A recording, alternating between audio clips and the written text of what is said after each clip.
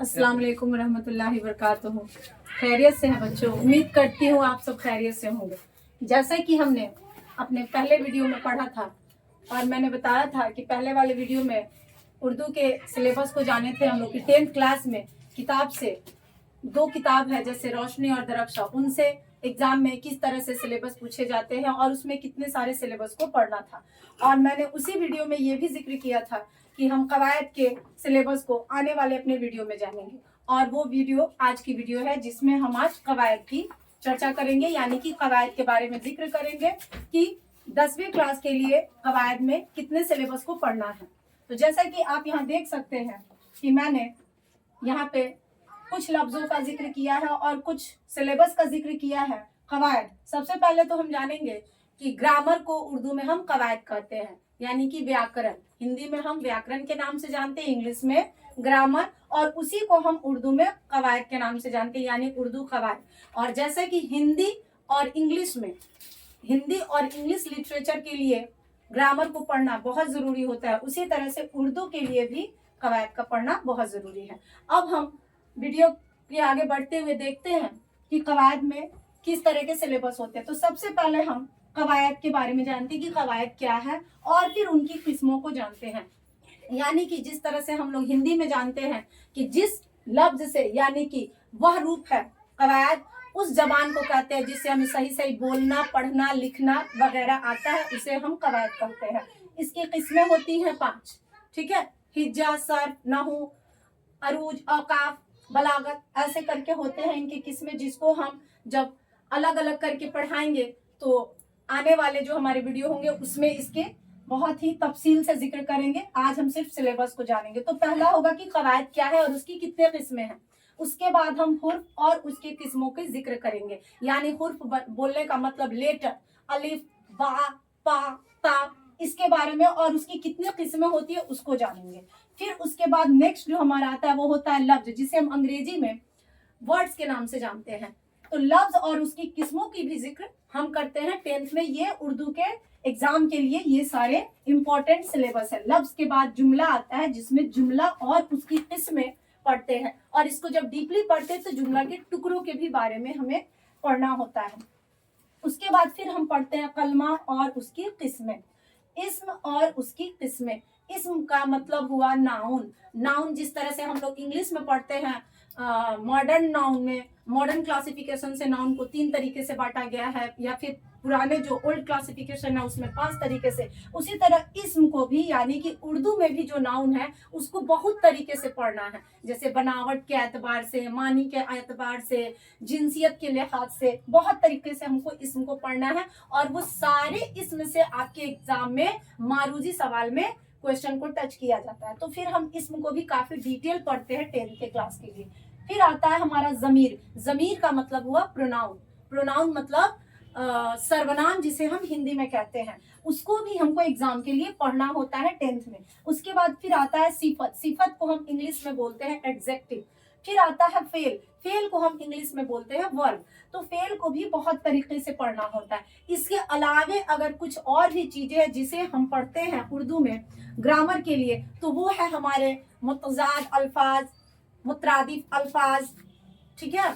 उसके अलावे होते हैं मुज़क्कर से मुअन्नस बनाने के अल्फाज, और उसके अलावे जो कुछ है जैसे खत पढ़ना, एप्लीकेशन लिखना जिसे उर्दू में हम दरखास्त कहते हैं, और मजमून लिखना, ये सारी चीजें हमारे कवायद के ही अंदर पढ़ने को आता है। और एग्जाम में इससे समझिए कि पूरा 50 मार्क्स का मारूजी का क्वेश्चन से लेके मुख्तसर और तवील, तवील में समझिए कि ये 5 नंबर का मिलता है, और फिर उसके अलावा मारूजी के अंदर इसकी तादाद ज्यादा होती है, यानी कि मारूजी में क्वेश्चंस होते हैं। एग्जाम्पल के तौर पे हम आपको एक बताना चाहें।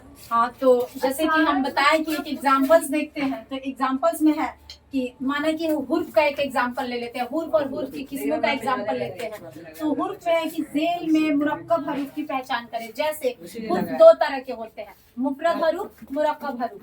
तो एग्जाम में आपके इस तरह से पैटर्न पे क्वेश्चन आ सकता है जो मारूजी सवाल होते हैं उसके अंदर। तो यहाँ देखें आप लोग कि ये कहता है कि जेल में मुरक्कब हरूफ की पहचान करें। तो अलिफ 1 नंबर पे पा है, दूसरे पे जीम, तीसरे पे नून, और चौथे नंबर के ऑप्शन में जीम जोड़ हे बराबर झे होता है। तो यहाँ पे ये 4 ऑप्शंस है और इसमें से जो मुरक्कब हरूफ होगा आपको OMR पे वही लगाना। तो क्वेश्चन में हम देखते हैं कि अलिफ बे जीम दाल के तहत हमें दिखाया जाता है कि ये 4 ऑप्शंस होते हैं, लेकिन एग्जाम में अब हम जितने भी मारूजी सवाल होते हैं उसको चूंकि OMR में फिल करते हैं, तो OMR में 1 2 3 4 ऐसे समझते हैं। तो इसमें मुरक्कब हरूफ जो है वो 4 नंबर पे है यानी कि 6, तो हम इसको 4 नंबर पे टिक आउट करेंगे यानी कि 4 नंबर के OMR को फिल करते हैं। फिर वैसे यहाँ पे भी एक क्वेश्चन देखिए, मुरक्कब हरूफ की तादाद कितनी होती है, तो 10 12 16 15, इसमें से मुरक्कब हरूफ की जो तादाद होती है वो होती है 15। ठीक है, तो हम 15 को OMR पे फिल करते हैं। यानी कि इस तरह से मारूजी क्वेश्चंस आपके एग्जाम में पूछे जाते हैं कवायद को लेकर। और इस तरह जितने भी सिलेबस का हम जिक्र किए हैं उस हर सिलेबस से आपका क्वेश्चन एग्जाम में टच होगा। हम तो सिर्फ यहाँ एग्जाम्पल के लिए आज इसको बताए हैं, बाकी अगले वीडियो में हम सारे को पार्ट बाय पार्ट समझाएंगे। जब हमारे पूरे क्लासेस जो चैप्टर वाइज या लेसन वाइज जब स्टार्टिंग होंगे तो वहां पे आपको हर चीज की जानकारी बहुत ही डिटेल मिलेगी। मैं वहां पे आपको अच्छे से जानकारी दूंगी, मैं यहाँ सिर्फ एग्जाम्पल के लिए आप लोगों को समझाऊंगी। और फिर देखिए ग्रामर के जो सिलेबस की मैं बात की थी उसके अलावे आपको यहाँ पे अलग से जो चीजें पढ़नी है वो है एक अज़दाद अल्फाज, जिसे हम मुतज़ाद के भी नाम से जानते हैं और उसे हम इंग्लिश में अपोजिट वर्ड के नाम से जानते हैं। फिर है दूसरा मुतरादिफ अल्फाज। मुतरादिफ अल्फाज का मतलब होता है साइनोनिम्स यानी कि पर्यायवाची शब्द। फिर आता है वाहिद और जमा, इससे भी एग्जाम में बहुत सारे सवाल किए जाते हैं यानी कि सिंगुलर टू प्लूरल्स इसको बनाने के लिए। फिर आता है मेल एंड फीमेल बनाने के लिए, या फिर ऐसे करता है कि जेल लफ्जों में मुजक्कर की पहचान करे या फिर यह लफ्ज मुजक्कर से माखूज है या मुअन्नस से, यानी कि मेल और फीमेल। उसके अलावे आपको कवायद के जो सिलेबस है उसके अंदर खत दरखास्त वगैरह का जिक्र करना है। तो ये आपके टोटल हुए कवायद के सिलेबस, जिसको अब हम लोग आगे के जितने भी वीडियोस आएंगे तो उसे पार्ट बाय पार्ट करके पढ़ाया जाएगा और आपके पास हर चीज की जानकारी आपको इसी वीडियो के माध्यम से दी जाएगी। तो अब इसके अलावा उर्दू का एक और सिलेबस जो बचता है, ये तो बुक की चर्चा हम अपने पहले वीडियो में कर चुके हैं। उसके बाद आज के वीडियो में कवायद का जिक्र किया। फिर एक और चीज होता है एग्जाम के लिए मोस्ट इंपॉर्टेंट, वो होता है हमारा मजमून। मजमून का मतलब हुआ एस्से। एस्से को भी एग्जाम के लिए पढ़ना होता है। तो इन सारे सिलेबस को लेके कंप्लीटली पढ़ाई करने के बाद ही आप उर्दू के एग्जाम को 10th में बहुत स्मूथली पास कर सकेंगे और बहुत अच्छे नंबरों से पास करेंगे। यानी कि आपको ये सारे सिलेबस को पढ़ना है। आज के इस वीडियो में कवायद के सिलेबस को जाने। अब आज के इस वीडियो को कवायद के सिलेबस को खत्म किया जाता है और यहाँ पे कवायद को सिलेबस को खत्म करते हुए अब हम लोग आने वाले वीडियो में यह जानेंगे कि कैसे एग्जाम में सवाल पूछे जाते हैं और किस किस तरह से सवाल आते हैं एग्जाम के अंदर, और वो सवाल कौन से बुक से या फिर कवायद से कितने नंबर्स के आते हैं या बुक से कितने नंबर्स के आते हैं, चाहे वो दरख्शा हो या रोशनी हो, उनके सिलेबस से एग्जाम के अंदर कैसे सवाल पूछे जाते हैं और कितने मार्क्स के पूछे जाते हैं, ये सब का जिक्र हम लोग अपने आने वाले वीडियो में मैं करूंगी और जिसको आप लोग देखेंगे और समझेंगे तो उसमें आप लोगों को काफी आसानी होगी समझने में कि एग्जाम में किस तरह से सवाल पूछे जाते हैं। इसके लिए और इसमें कवायद का जो आप लोगों ने सिलेबस देखा, उसके अलावा अगर आपको उर्दू के बुक्स के भी सिलेबस को जानना है कि उर्दू के बुक्स में क्या सिलेबस आता है, तो मैंने अपना एक वीडियो पहले भी डाला है जिसका लिंक आपको कमेंट बॉक्स और डिस्क्रिप्शन में मिल जाएगा, जिसको